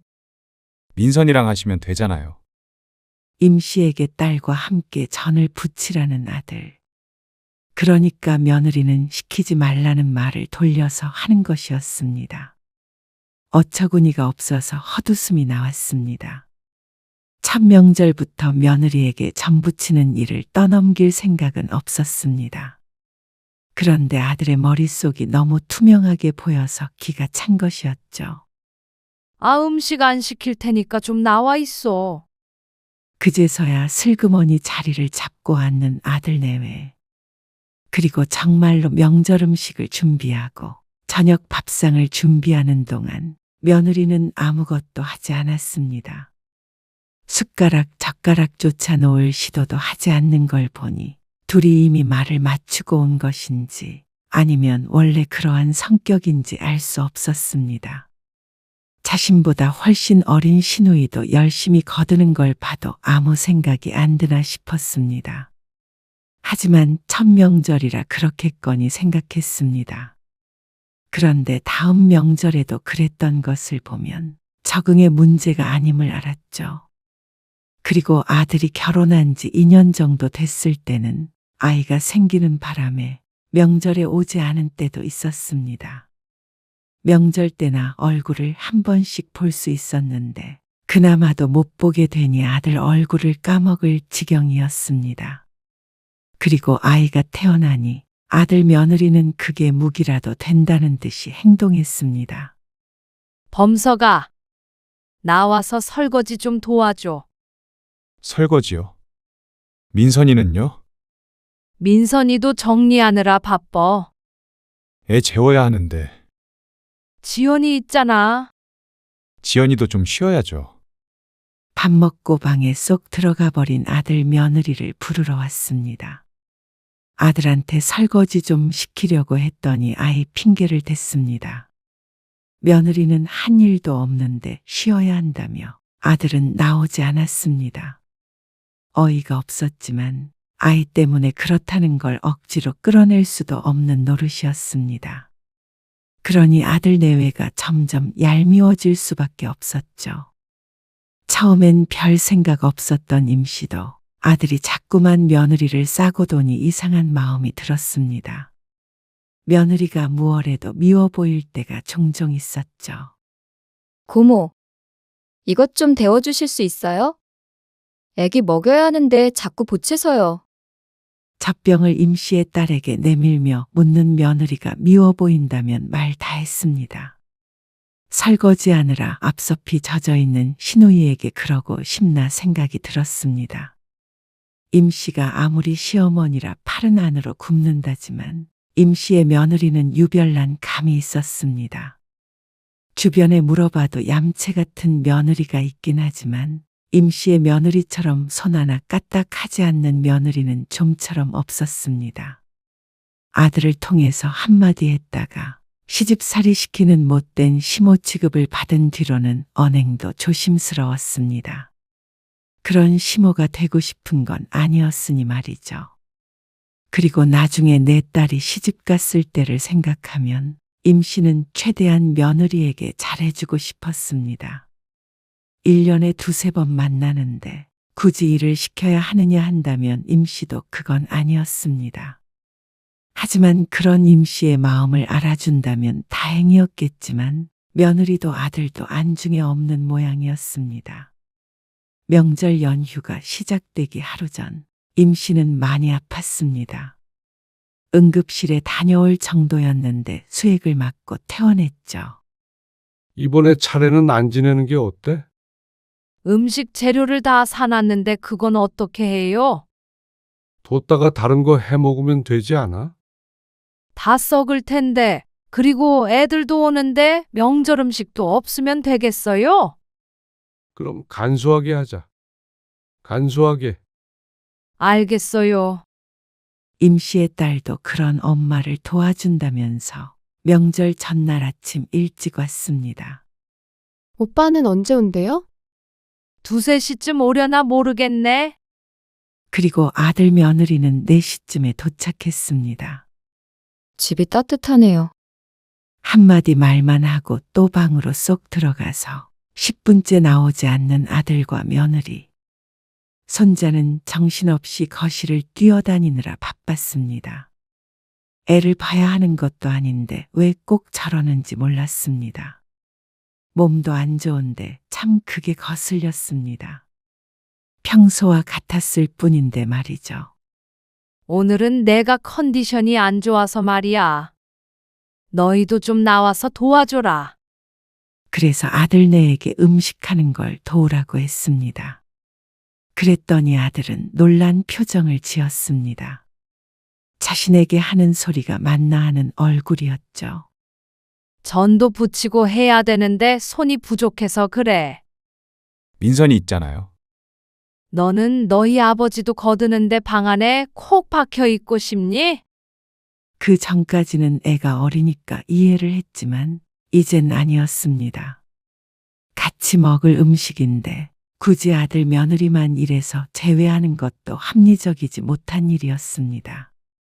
옛날처럼 며느리만 부려먹는 것도 아닌데 임 씨가 너무 눈치를 보고 살았던 것 같았습니다. 아니, 무슨 음식을 그렇게 많이 하길래 이 많은 사람들이 필요해요. 조금 하더라도 같이 하는 게 맞지 않니? 임 씨가 강하게 나가자 아들과 며느리도 마지못해 나왔습니다. 그런데 표정이 어찌나 안 좋던지 보는 사람이 다 불편할 정도였습니다. 저는 이거 저을게요. 며느리가 국자를 들더니 가슴을 앞으로 갔습니다.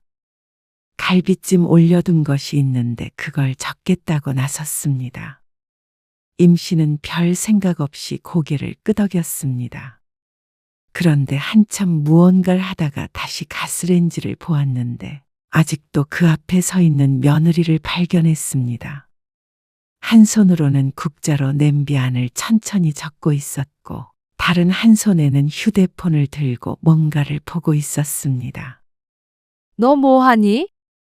이거 적고 있어요.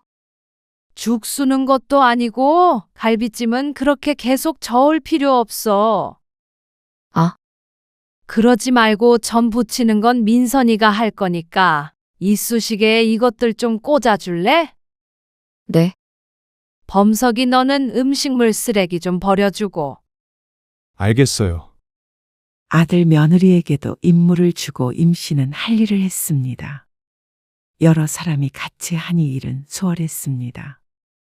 그러다가 며느리가 하던 일을 손에서 놓더니 일어났습니다.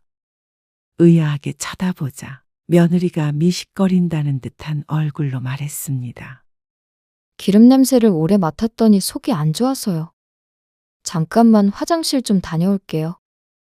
저는 딸이 붙이고 있는데 왜 속은 며느리가 안 좋은지 몰랐습니다. 멀찌감치 떨어져 앉아 있는데 말이죠. 며느리 앞에 있던 쟁반을 보자 10개 남짓 완성돼 있는 꼬치가 보였습니다. 벌써 30분은 훌쩍 지난 것 같은데 이 속도면 한 세월이 걸릴 것 같았습니다. 임 씨가 그 앞에 앉아서 빠른 속도로 꼬치를 끼웠습니다. 그렇게 정신없이 하고 있는데 화장실에 간다던 며느리는 소식이 없었습니다. 그러다가 임 씨가 꼬치를 다 끼웠을 때쯤에 며느리가 휴대폰을 손에 들고 화장실에서 나왔습니다. 이거 맛있네요. 며느리가 바구니에 쌓여있는 전을 집어먹더니 말했습니다. 우리 지호도 전 좋아하는데. 그러면서 몇 개를 접시에 담더니 자연스럽게 아이가 놀고 있는 거실로 나갔습니다. 젓가락으로 조금씩 찢어 쫓아다니며 입에 넣어주더니 허리가 아프다며 소파에 반쯤 드러누웠습니다. 오랜만에 일해서 힘든가 보다. 아들이 그 모습을 보고 혀를 찼습니다. 도대체 며느리가 무슨 중노동을 했다고 저러는지 몰랐습니다. 둘이 시트콤이라도 찍고 있는 것 같아 헛웃음이 나왔습니다. 이제 저녁 차려야겠다. 차례 지낼 음식이 어느 정도 됐다 싶으니 시간이 늦었습니다. 저녁을 먹기 위해 차리려는데 아들이 말했습니다. 그럼 저희는 이제 들어가 봐도 되죠? 얘기가 어떻게 그렇게 되는지 몰랐습니다. 설거지라도 좀 도와줘. 설거지가 쌓여있고 식탁도 정리할 게 산더미였습니다. 그런데 자꾸만 짜증을 내는 아들에게 마음이 상했습니다. 아니, 왜 이렇게 부려먹으시는 거예요? 뭐? 내가 부려먹었어? 일을 하면 얼마나 했다고 그런 소리를 하는지 몰랐습니다. 아들은 마늘을 까거나 양파를 까는 자비를 조금 했을 뿐이고 며느리는 꼬치 10개를 끼운 게 전부였습니다. 이래서 못한다 저래서 못한다 하며 왔다 갔다 하다가 시간이 다 갔죠. 그러니 설거지라도 좀 하라는 게 그렇게 큰일인가 싶었습니다. 음식들도 따지고 보면 전부 자신들의 입으로 들어갈 텐데 말이죠. 다음부터는 정 같은 거는 좀 사서 해요. 너 결혼 전에 뭐라 그랬어? 사서 하는 좀 맛없다고 부쳐 먹자고 했어, 안 했어? 그제서야 생각이 났는지 민망한 표정을 짓더니 아들이 또 대꾸했습니다. 그래도 무슨 음식을 이렇게 많이 해요. 우리 식구가 몇인데 그래? 그리고 너희가 대부분 싸가잖아. 차례를 지내면 음식들을 제일 많이 싸가는 게 아들 부부였습니다. 혼자 자취하는 딸은 많이 가져가지도 않았죠. 그래 놓고는 이제 와서 음식이 많다 사서 해라 어쩌고 저쩌고 하는 걸 보니 임씨도 화가 났습니다. 음식을 하는 내내 투덜거리던 걸 참았는데 이건 초등학생도 아니고 어르고 달래야 일을 시킬 수 있는 모양이었습니다. 아무리 시대가 달라졌다고 해도 부모가 음식을 하고 있으면 도와주는 신용이라도 해야 하는 게 예의가 아닌가 싶었습니다. 전혀 일을 안 하려는 며느리도 그렇고 그런 며느리를 두둔하고 똑같이 구는 아들도 얄미웠습니다. 둘 다 똑같았습니다. 여태 일했으니까 좀 쉴게요. 아들은 그러더니 며느리를 데리고 방으로 들어갔습니다. 기가 차서 서 있으려니까 딸이 말했습니다. 오빠도 유별나다. 그냥 우리끼리 해요. 즐거운 날에 괜히 시끄럽네. 6살이나 어린 여동생만도 못한 놈이었습니다. 아들이 그렇게 하니 며느리도 시부모 어려운 줄 모르는 것이었습니다. 딸의 말처럼 모처럼 명절인데 즐거운 날의 분위기를 망치기 싫어서 임씨는 화를 눌러 담았습니다. 그리고 쉬러 갈 거면 애도 데리고 들어가던지 해야지. 천방지축 손자 때문에 임씨의 딸이 부엌을 오가며 조카를 챙기느라 고생이었습니다. 오빠, 밥 먹어. 밥상을 다 차린 뒤에 여동생이 부르러 가서야 어슬렁 기어 나오는 아들과 며느리였습니다. 다들 숟가락을 놓고 물을 꺼내고 하느라 바쁜데 식탁에 가장 먼저 앉아있는 꼴이 참 그랬습니다. 뭐라고 말로 표현하기가 힘든 기분이었습니다. 그리고 식사가 끝나기가 무섭게 젓가락을 놓고 일어나는 며느리. 언니, 벌써 일어나세요? 더 드세요. 딸이 며느리에게 말했습니다. 아니에요. 기름 냄새를 오래 맡아서 그런가 속이 안 좋아요. 먹은 것을 싱크대에 넣어놓지도 않는 게 오늘따라 참 거슬려 보였습니다. 속 안 좋아? 밖에 좀 나갔다 올까? 아들도 자연스럽게 자리에서 일어나며 며느리에게 물었죠. 먹은 거는 싱크대에 좀 넣어놔. 자리를 뜨려는 아들 며느리에게 말하자 며느리가 황당하다는 표정을 지었습니다. 그 표정이 꼭 임씨가 괜한 트집을 잡고 있기라도 한 것 같았습니다. 그리고 아들도 같은 생각인 듯 했습니다. 낮부터 정말 이상하시네.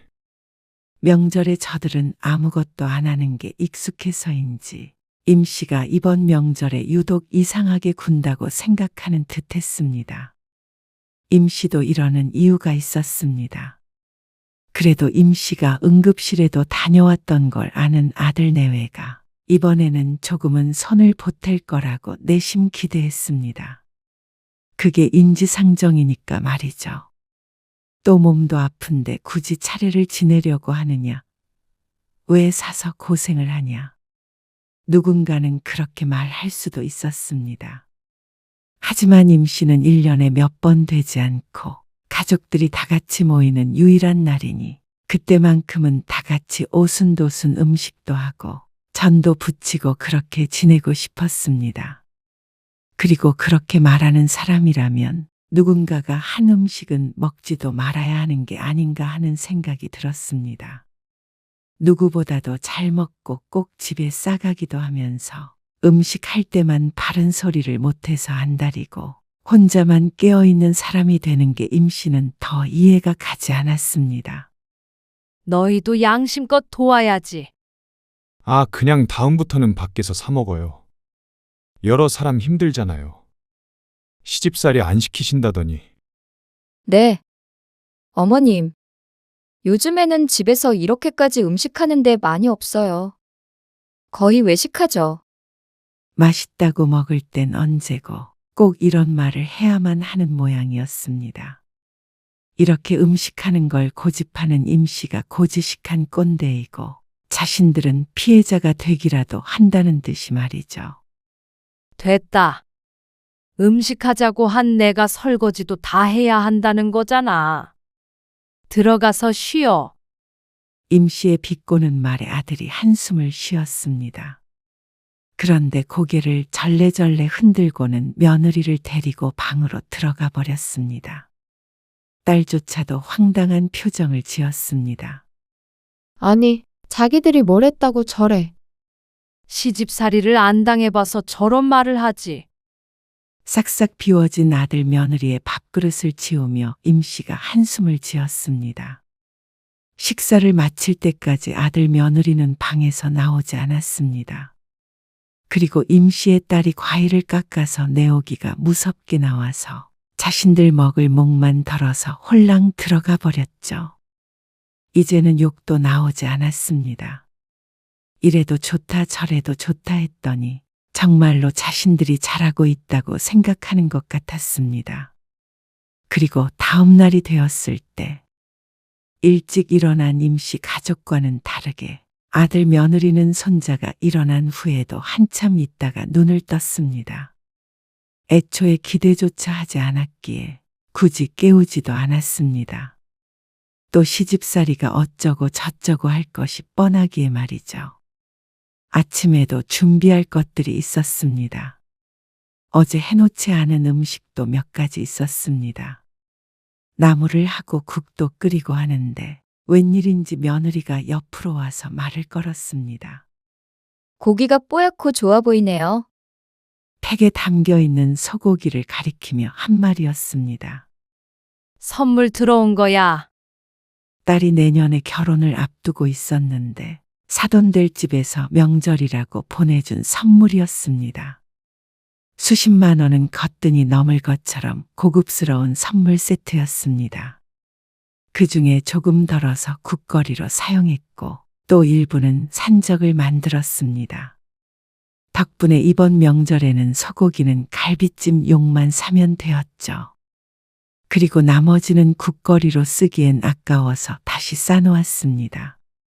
며느리는 고개를 끄덕이더니 다시 거실로 갔습니다. 아이랑 놀아줘야 한다는 이유였는데 아이는 엄마 없이도 충분히 잘 놀고 있었습니다. 차례를 지내고 아침을 먹자 시간이 10시 반이었습니다. 과일을 먹고 있는데 며느리는 어디 갔는지 보이질 않았습니다. 너희는 갈 준비해야 하는 거 아니니? 네. 민선이 오면요. 어디 갔는데?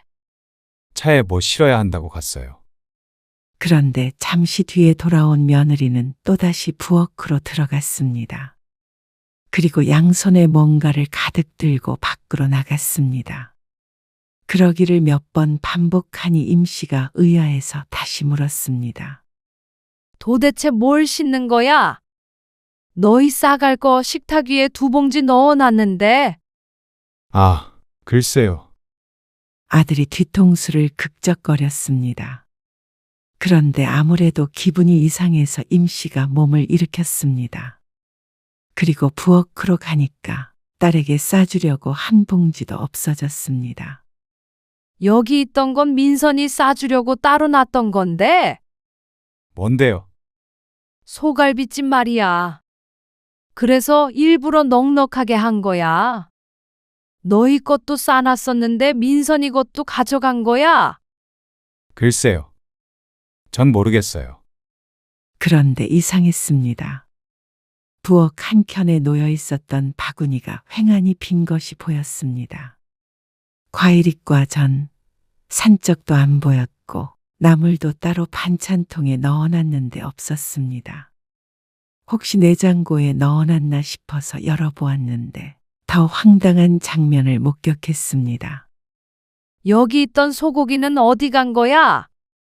무슨 소고기요? 딸이 물었습니다. 선물로 받은 거 말이야. 여기다가 통째로 넣어놨단 말이야. 다른 데 둔 거 아니에요? 부위별로 따로 보관이 되어 있어서 랩만 씌워서 그대로 넣어놨습니다.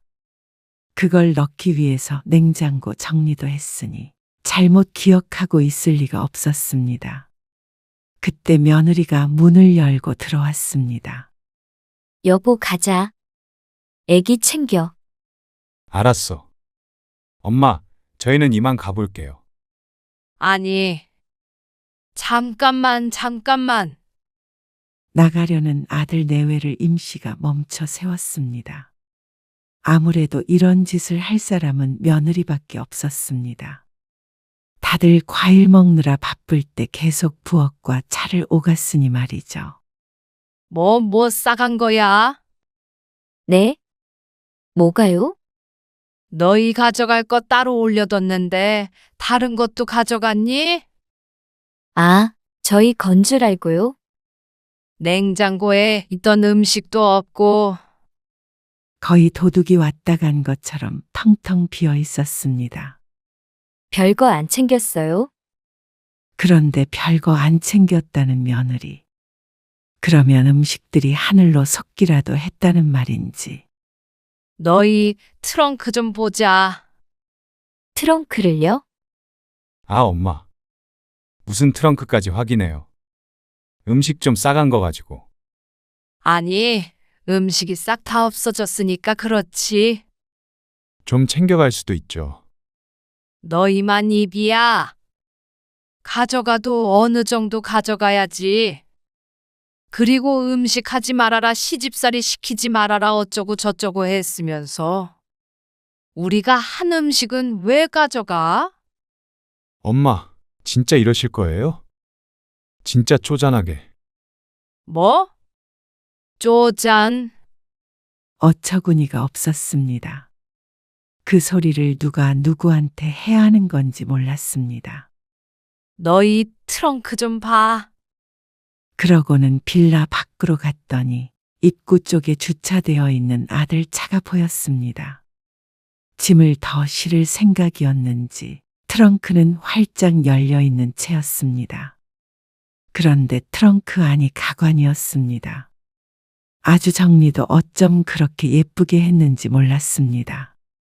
이 상태로 시장에 나가 장사를 해도 될 정도였죠. 바나나, 사과, 배, 메론, 포도. 차례상에 올라갔던 과일 외에도 임씨의 집에 있던 과일들까지 모두 챙긴 모양이었습니다.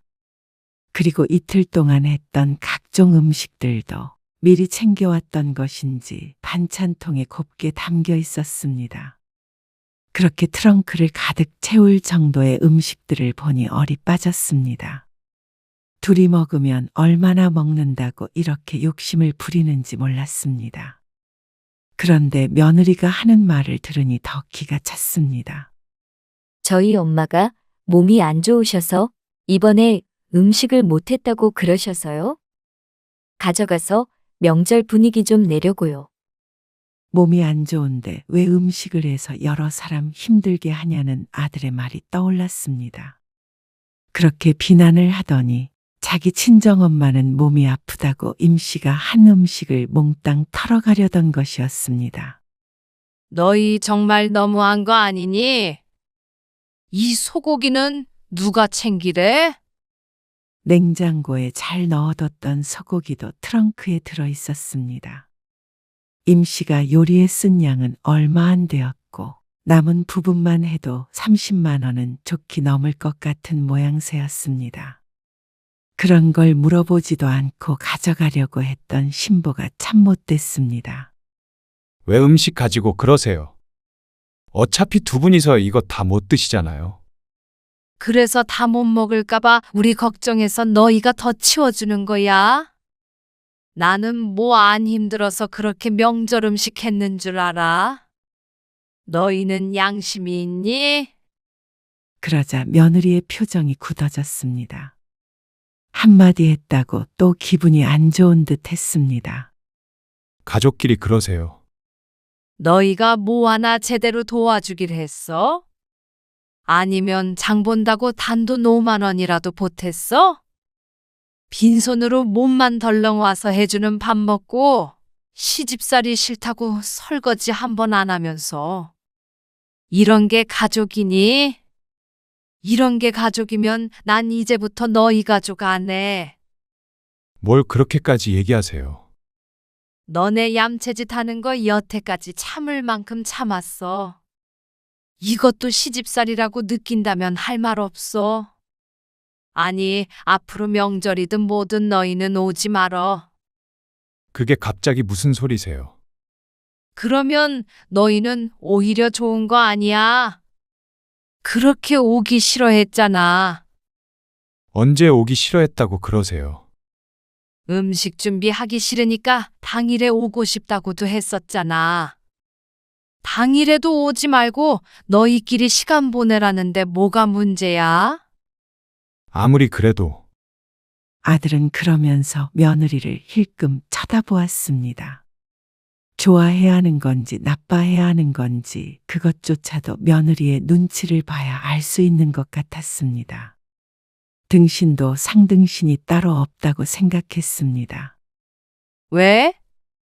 대놓고 좋아하지는 못하겠니? 이거 다 내려놓고 이만 가봐. 너희 이제 안 와도 원망 안 할 테니까.